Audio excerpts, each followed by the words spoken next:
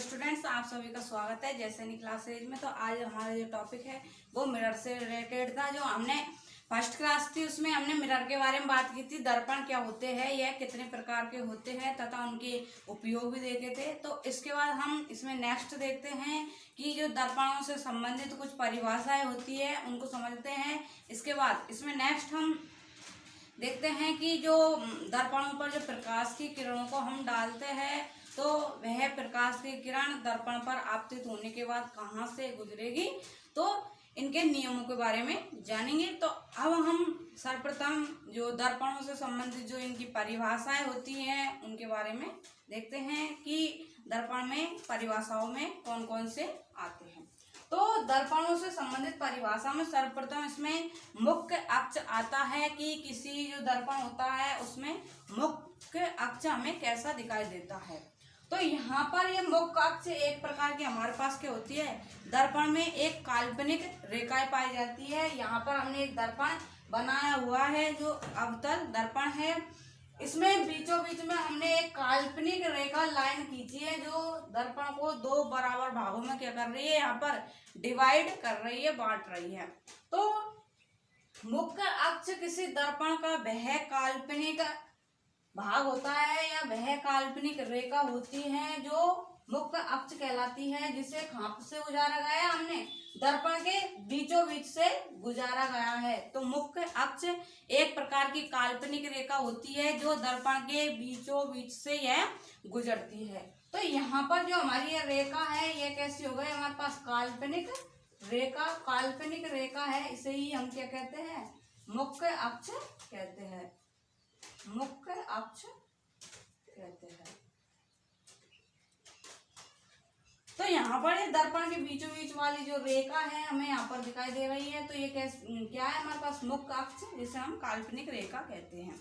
और यह दर्पण को बीचों बीच में से यह दो भागों में बांट रही है। इसके बाद हम इसमें नेक्स्ट जो इसकी परिभाषा है उसके बारे में देखते हैं कि कोई दर्पण है तो उसमें वक्रता केंद्र भी उपस्थित होगा गोलीय दर्पणों में, क्योंकि जो गोला होता है वो एक गोलीय का जो गोलीय दर्पण होते हैं उसका ही यह भाग होता है। तो जब गोला है तो उसमें वक्रता केंद्र व वक्रता त्रिज्या भी उपस्थित होगी। तो चूंकि हम जानते हैं कि जो गोला होता है उसकी त्रिज्या क्या होती है, तो परिधि से जो केंद्र के मध्य की जो दूरी होती है उसे हम क्या कहते हैं, त्रिज्या कहते हैं। तो यहाँ पर देखिए वक्रता केंद्र, पहले वक्रता केंद्र देख लेते हैं कि वक्रता केंद्र को हम यहाँ सी से प्रदर्शित करते हैं। तो किसी गोले का जो मध्य बिंदु होता है जहां से वह बराबर दूरी पर स्थित होता है सभी जगह से, तो वह वक्रता केंद्र कहलाता है गोलीय दर्पणों का। तो वक्रता केंद्र किसी गोले का ही क्या होता है, केंद्र होता है, उसे ही हम वक्रता केंद्र कहते हैं। और वक्रता केंद्र हमारा किसी दर्पण है तो इसका जो केंद्र है वो हमें यहाँ पर प्राप्त हो रहा है। तो यहाँ पर सी हमारा क्या हो गया, वक्रता केंद्र हो गया।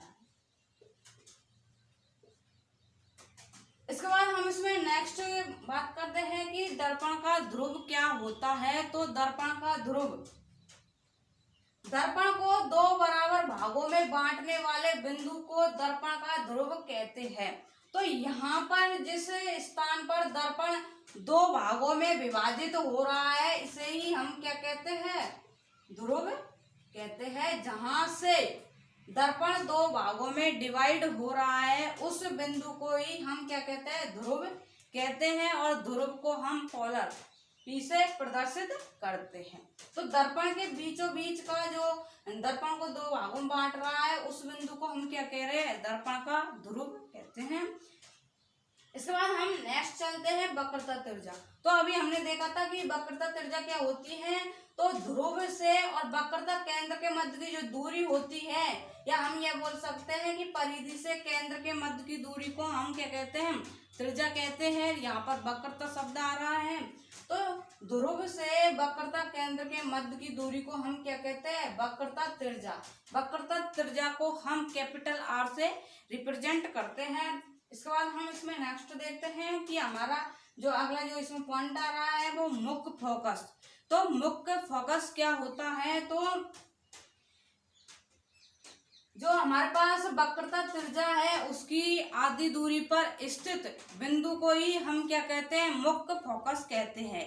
हमारे पास जितनी वक्रता त्रिज्या है यदि उसको हम 2 से डिवाइड कर देते हैं तो हमारे पास क्या जाएगा, उसका मुख्य फोकस आ जाएगा। तो हमारे पास जो मुख्य फोकस होता है यह वक्रता केंद्र और जो ध्रुव है उसके मध्य में स्थित होता है, और यह जो हमारे पास जो वक्रता त्रिज्या है उसका आधा होता है, तो ये मुख्य फोकस कहलाता है। तो वक्रता त्रिज्या की आधी दूरी पर स्थित जो बिंदु होता है उसे ही हम फोकस बिंदु कहते हैं, और फोकस बिंदु को हम कैपिटल F से प्रदर्शित करते हैं। तो यहाँ पर हमने F को प्रदर्शित किया है। तो यहाँ पर देखिए जो हमारे पास जो वक्रता त्रिज्या है उसकी आधी दूरी पर ही हमें मुख्य फोकस प्राप्त हो रहा है, मुख्य फोकस। इसके बाद हम इसमें नेक्स्ट देखते हैं कि फोकस दूरी क्या होती है। तो चूंकि हम जानते हैं कि ये ध्रुव और जो मुख्य फोकस के मध्य की जो दूरी ली जाती है उसे हम फोकस दूरी कहते हैं।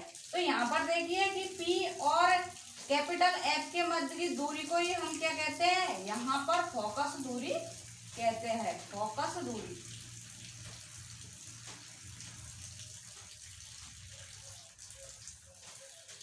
तो ध्रुव तथा जो मुख्य फोकस है उसके मध्य की जो लंबाई है, दूरी होती है, उसे ही हम क्या कहते हैं, यहाँ पर फोकस दूरी कहते हैं। तो फोकस दूरी और जो त्रिज्या में जो रिलेशन होता है वो हमारे पास क्या होता है, F बराबर R/2।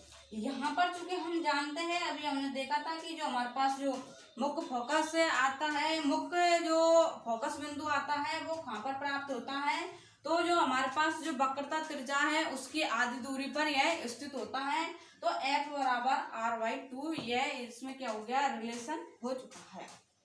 तो आप सभी के ये समझ में आ गया होगा कि मुख्य अक्ष क्या होता है। तो किसी दर्पण के बीचों बीच या दर्पण को 2 बराबर भागों में बांटने वाली जो काल्पनिक रेखाएं गुजरती है उसे हम क्या कहते हैं, मुख्य अक्ष कहते हैं।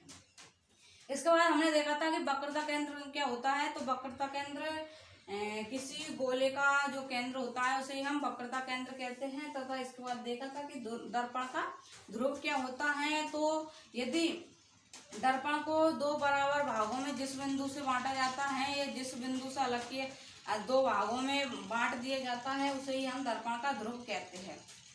इसके बाद हमने देखा था कि वक्रता त्रिज्या क्या होती है। तो ध्रुव तथा वक्रता केंद्र के मध्य की जो दूरी होती है उसे हम वक्रता त्रिज्या कहते हैं।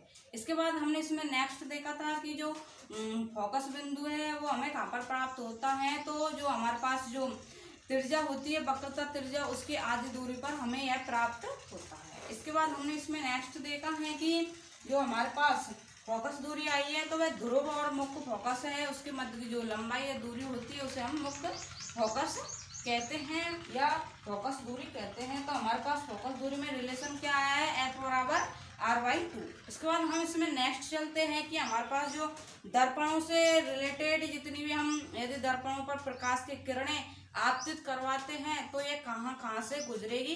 तो दर्पणों के 3 नियम होते हैं, इनके बारे में हम समझते हैं। तो हमने यहाँ पर नॉट फर्स्ट, नॉट सेकंड और नॉट थर्ड लिखा है, इनमें इनके नियम दिए हुए हैं। तो यहाँ पर जो हमारे पास देखिए कि हमने पहला जो नियम है हमारा, इसमें क्या दिया हुआ है कि यदि कोई हमने यहाँ पर दर्पण लिया हुआ है और ये किस प्रकार का दर्पण है हमारे पास, यह अवतल दर्पण है, क्योंकि ये जो गोले का जो भाग है इसके बाहरी पृष्ठ पर हमने क्या कर दिया, पॉलिश कर दी है। तो जो भी हमारे पास जो भी घटना होगी प्रकाश के किरणों को डालने की और परावर्तन होने की घटना होगी वो इधर वाली साइड होगी। तो इसमें पहले हम एक प्रकाश की किरण को यदि हम अनंत से आपतित करवाते हैं, तो यदि अनंत से आपतित करवाते हैं तो वह प्रकाश की किरण कहाँ से गुजरेगी, तो वह प्रकाश की किरण हमें मुख्य फोकस से गुजरती हुई हमें प्रतीत होगी। तो यह इसका क्या नियम है।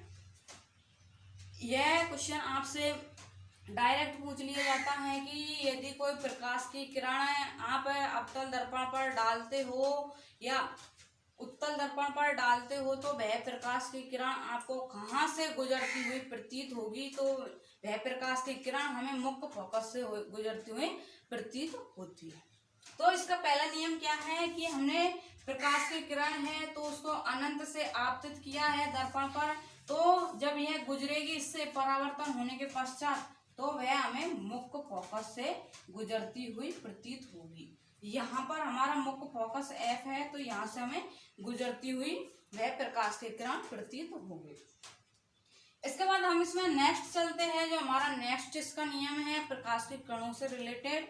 तो इसमें क्या है कि यदि कोई प्रकाश की किरण को, जैसे हमने यहाँ पर एक दर्पण लिया हुआ है जो अवतल दर्पण है, यदि कोई प्रकाश की किरण को हम मुख्य फोकस से यहाँ पर गुजार रहे हैं तो वह प्रकाश की किरण जब परावर्तन के पश्चात दर्पण से आपतित होने के पश्चात वह हमें अनंत पर प्राप्त होगी। तो जो हमारा सेकंड नियम है वो क्या है, यदि कोई प्रकाश की किरण को हम मुख्य फोकस से गुजारते हैं तो वह प्रकाश की किरण अनंत से गुजरती हुई प्रतीत होगी परावर्तन की घटना के पश्चात। तो यहाँ पर हमने एक प्रकाश की किरण गुजारी है जो हमें अनंत पर प्राप्त हो रही है। नेक्स्ट इसका नियम देखते हैं कि जैसे हम कोई प्रकाश की किरण है उसको तिर्यक दिशा में ही आपतित करवा रहे हैं तो वह प्रकाश की किरण हमें परावर्तन के पश्चात कैसे दिखाई देगी, तो वह प्रकाश की किरण हमें परावर्तन के पश्चात तिर्यक ही दिखाई देगी। तो देखिए यहाँ पर हमने क्या बोला है, प्रकाश की किरण जब P क्या है यहाँ पर ध्रुव पर जब आपतित होती है कोई प्रकाश की किरण, तो जब उसका जब परावर्तन होगा तो वो हमें तिर्यक दिशा में जाती हुई दिखाई देगी। जैसा हमने जब परावर्तन की घटना, प्रकाश के परावर्तन की घटना को देखा था तो उसमें भी हमने ऐसे ही देखा था कि यदि कोई प्रकाश की किरण को हम दर्पण पर तिर्यक दिशा में ही आपतित करवा रहे हैं तो वह परावर्तन घटना के पश्चात वो तिर्यक ही दिशा में जाती हुई दिखाई देगी। तो यहाँ पर दर्पण किरण से रिलेटेड हमारे पास 3 नियम थे, इन्हें हमने आपको समझा दिया गया है। यदि आप सभी को हमको लग रहा है कि आप सभी को ये समझ में आ गया हो, तो इसके बाद हम दर्पण यदि कोई बिंब है तो उसको अलग अलग जगह पर रखकर उसका प्रतिबिंब ज्ञात करते हैं कि वह कैसा, हमें उसका आकार कितना है, उसकी प्रकृति कैसी है। तो इसको हम समझते हैं कि हमने एक इसमें सारणी भी बनाई हुई है, इसके माध्यम से देखते हैं कि तो यहाँ पर देखिए कि पहले तो हमने यहाँ पर बिंब की स्थिति, कोई वस्तु है उसको रखा है दर्पण के सामने, इसके बाद उसका प्रतिबिंब हमें कहाँ पर प्राप्त होगा।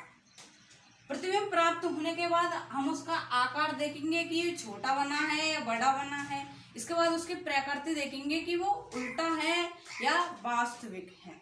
तो हम इन प्रकाश किरणों को अलग अलग जगह पर रखकर देखते हैं। तो यहाँ पर देखिए इस वाले हम इससे समझते हैं एक एक किरणों को। तो हमने यहाँ पर एक दर्पण लिया है, तो दर्पण हमने ले लिया है, ये हमारे पास कैसा दर्पण है, अवतल दर्पण है। तो यहाँ से हमने एक प्रकाश की किरणें जो हमारा मुख्य अक्ष है इसको गुजारा है। तो यहाँ पर हमारा यहाँ पर P हो गया है ध्रुव, यहाँ पर हमारे पास मुख्य फोकस F हो गया है, यहाँ पर इसका वक्रता केंद्र C हो गया है। तो यहाँ पर जैसे हमने कोई वस्तु है इसको अनंत पर रखा हुआ है, तो यदि कोई वस्तु है या बिंब की स्थिति है उसको हमने अनंत पर रखा हुआ है, तो चूंकि हम जानते हैं कि जब भी कोई प्रकाश की किरण हमें अनंत से आपतित होती है तो पहले तो हम बिंब की स्थिति को कहाँ पर रख रहे हैं, अनंत पर रख रहे हैं कि अनंत पर कोई वस्तु स्थित है। तो जब वह अनंत से वह वस्तु की जब प्रतिबिंब प्राप्त होगा तो वह हमें कहाँ पर प्राप्त होगा, तो यह मुख्य फोकस से गुजरता हुआ हमें दिखाई देगा। तो यह हमें कहाँ पर प्राप्त हो रहा है, फोकस पर या मुख्य फोकस हम बोल सकते हैं। तो इसकी प्रतिबिंब की जो स्थिति आई है वो फोकस पर आई है, क्योंकि जब अनंत पर कोई प्रकाश की किरण जो हमारा फर्स्ट लॉ आया है इसके अनुसार अनंत पर है तो उसको मुख्य फोकस से हमें गुजरते हुए प्राप्त होगी। और इसका जो हमें जो प्रतिबिंब या आकार प्राप्त होगा वो बिंदुवत या बहुत छोटा प्राप्त होगा। तथा हमने जब अवतल दर्पण देख रहे थे तो उसमें हमने इसकी विशेषताएं देखी थी कि इसमें जो प्रतिबिंब प्राप्त होते हैं वो हमें उल्टे व वास्तविक प्राप्त होते हैं। तो इसमें जो हमें जो प्रतिबिंब की प्राप्त होगी प्रकृति वो उल्टी व वास्तविक प्राप्त होगी। इसके बाद हम इसमें नेक्स्ट देखते हैं कि जब बिंब की स्थिति कहाँ पर है, वक्रता केंद्र और अनंत के बीच है। तो हमने यहां से हटाकर अनंत और सी के बीच कोई यहाँ पर वस्तु रख दी है। तो यहाँ पर देखिए वक्रता केंद्र और अनंत के बीच हमने कोई वस्तु रख दी है। तो हमें जो ये प्रकाश की किरणें या प्रतिबिंब जो प्राप्त होगा वो हमें कहाँ पर प्राप्त होगा, तो फोकस एवं वक्रता केंद्र के मध्य यह हमें प्राप्त होगा। तो इस स्थिति पर हमें यह प्राप्त होगा, फोकस और वक्रता केंद्र के मध्य।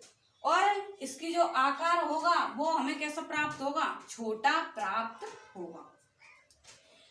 इसकी जो प्रकृति होगी वो हमारे पास उल्टा व वास्तविक इसकी हमें प्रकृति प्राप्त होगी।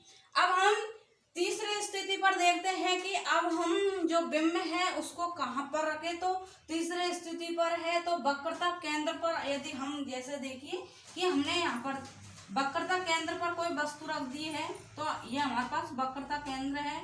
यदि इस पर कोई वस्तु रख रहे हैं तो यह हमें वापस ही वक्रता केंद्र पर यह हमें प्राप्त होगा। तो एक स्थिति ऐसी आती है दर्पणों पर जब वक्रता केंद्र पर यदि कोई वस्तु रखते हैं तो वह वस्तु हमें प्रतिबिंब की स्थिति भी हमें वक्रता केंद्र पर ही प्राप्त होगी। और जो इसका जो प्रतिबिंब का जो आकार होगा वो हमें वस्तु का जो आकार है या बिंब का जो आकार है उतना ही प्रतिबिंब का आकार होगा। तो यहाँ पर वक्रता केंद्र वाली स्थिति पर हमें समान आकार का प्रतिबिंब प्राप्त होगा और इसकी प्रकृति कैसी होगी, उल्टा व वास्तविक प्राप्त होगा। यदि विपरीत दिशा में बन रहे हैं तो वह सारे प्रतिबिंब क्या होंगे, उल्टे व वास्तविक प्राप्त होंगे। इसके बाद हम इसकी चौथी कंडीशन देखते हैं कि फोकस तथा वक्रता केंद्र के मध्य। तो यहाँ पर देखिए फोकस और वक्रता केंद्र के मध्य अगली स्थिति पर हम बिंब की स्थिति को रखकर देखते हैं। तो F और C, तो यहाँ पर हम कोई प्रतिबिंब रख रहे हैं इस स्थिति पर इनके मध्य में। तो जो हमें जो इसका प्रतिबिंब प्राप्त होगा वह हमें वक्रता केंद्र व अनंत के बीच हमें प्राप्त होगा।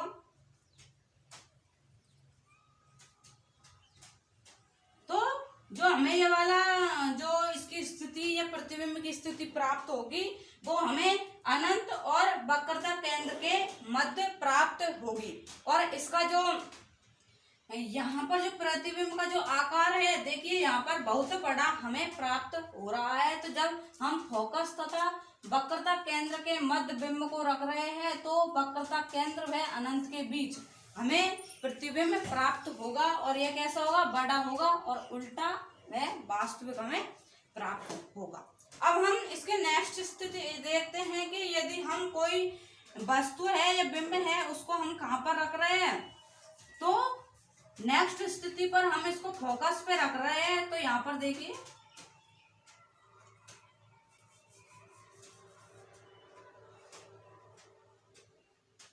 F और C, तो इस स्थिति पर हमने बिंब रखा है।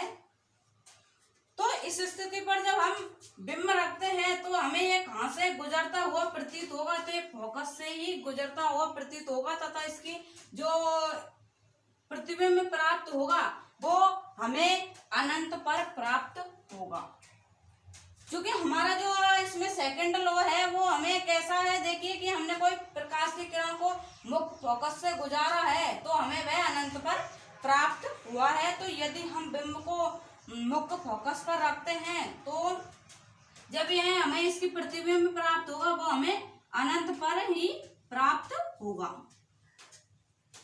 और इसका जो आकार है प्रतिबिंब का देखिए यहाँ पर हमें बहुत बड़ा प्राप्त हो रहा है। तो बहुत बड़ा इसके जो आकार है प्रतिबिंब का वो बहुत बड़ा प्राप्त हो रहा है तथा हमें इसका जो प्रतिबिंब प्राप्त होगा उसकी प्रकृति कैसी होगी, उल्टा व वास्तविक हमें यह प्राप्त होगा।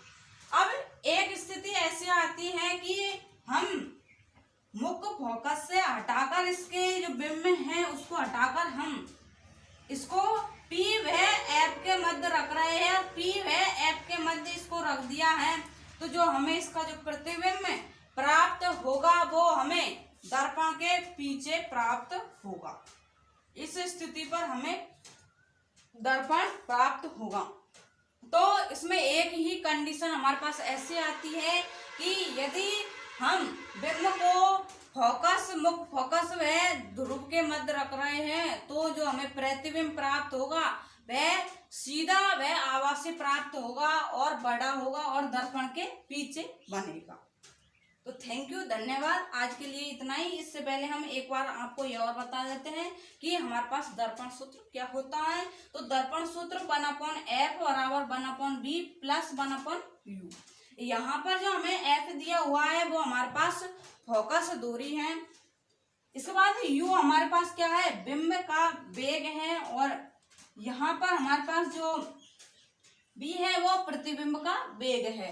तो यहाँ पर देखिए कि जो हमारे पास इनकी जो बिंब की दूरी या फोकस दूरी ली जाती है वो अवतल दर्पणों के लिए तो पॉजिटिव ली जाती है तथा जो उत्तल दर्पण होते हैं उनके लिए नेगेटिव ली जाती है।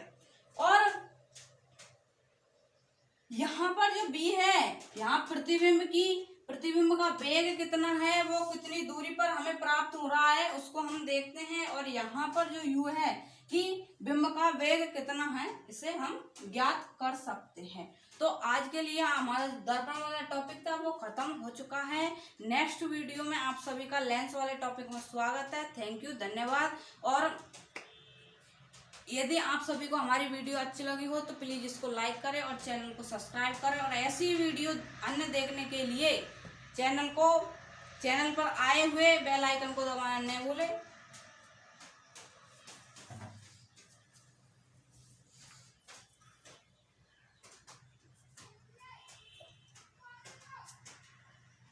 Yes.